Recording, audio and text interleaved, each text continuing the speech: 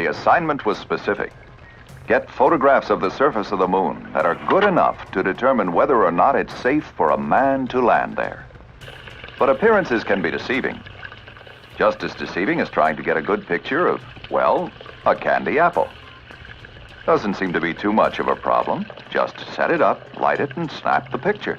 Easy, quick, simple. But it can be tough. As the technology of man in space was developing, it became more and more apparent that our knowledge of the moon's surface as a possible landing site was not sufficient. To land man safely on the moon and get him safely off again, we had to know whether we could set up a precise enough trajectory to reach the moon. Could we design and build a spacecraft to land gently on the moon? Among all those lunar craters, could we find a place clear and level enough for a safe landing site?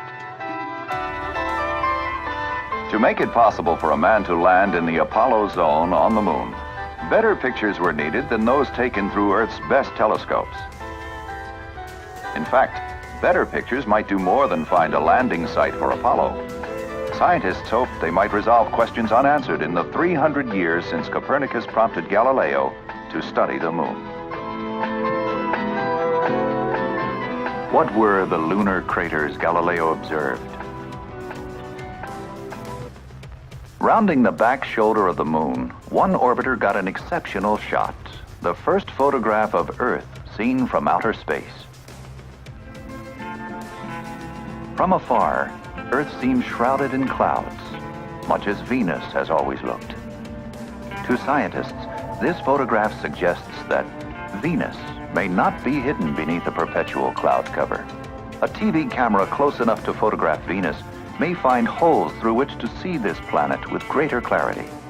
Who knows what a closer look at the evening star will bring? What answers may be found? Or what new questions man may have to ask about the nature of the universe? And surprisingly enough, these lunar photo missions have shown scientists views of Earth no man had ever seen before.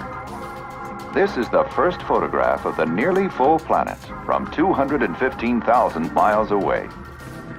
It will provide additional information on the amount of sunlight reflected by Earth. In 1950, astronomer Fred Hoyle lamented that man had seen all he would ever see through even the most powerful telescopes. It was time, he said, to leave the Earth. Within 100 years from 1950, Hoyle hoped man might be able to launch a rocket with a radio-operated camera and see the Earth as it looks from outer space. Much more has been done. The doing wasn't easy. The plans didn't always work. But when they did, they took us beyond the dreams of the 50s to a point where, within 20 years of Hoyle's modest wish, 2 Americans will actually land on the surface of the moon. In the meantime, there will be more great pictures like this now famous photograph.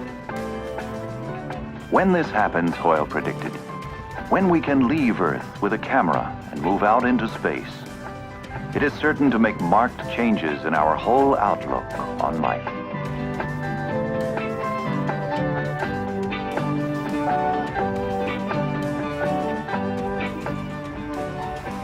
The apple is still there.